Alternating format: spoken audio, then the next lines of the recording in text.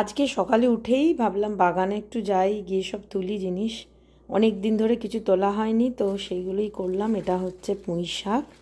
খুব বেশি তুলতে পারলাম না, ভীষণ জঙ্গল মতো হয়ে আছে, কিন্তু পাতাগুলো ভীষণ, দেখো কত বড় বড় পাতা হয়েছে।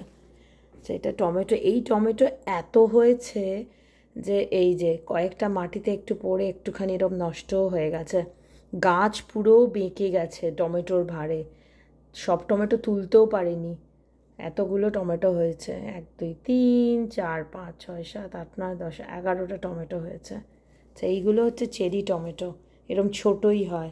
এটা ভীষণ ভালো খেতে, শুধু শুধু খাওয়া যায়, স্যালাডে খুব ভাল লাগে এই টমেটোগুলো খেতে। এই টমেটো প্রচুর হয়েছে, এই যে তুলতে গিয়ে কিছু কাঁচা টমেটোও তুলে ফেলেছি, কারণ এত হয়ে গেছে যে আর হাত ঢুকিয়ে পারছি না।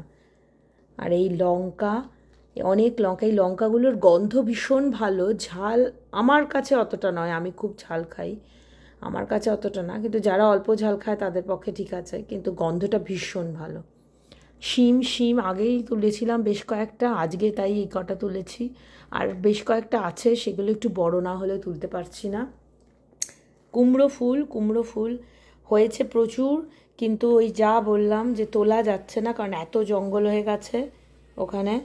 তো কুমড়ো ফুলের মধ্যে এইখানে এই যে একটা বোলতাও ঢুকে আছে, এই বোলতাটাকে আমাকে ফেলতে হবে, না তো এই বোলতাটা ঘরের মধ্যে ঘুরে বেড়াবে পুরো।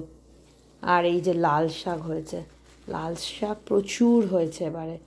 লাল শাক, এই যে লাল শাকের এগুলো, এগুলো কি আমি ঠিক জানি না, এগুলো বিচি না ফুল হয়েছে, কিন্তু লাল শাকও খুব হয়েছে। এটা জাস্ট আজকে সকালে আমার বাগান থেকে তুললাম।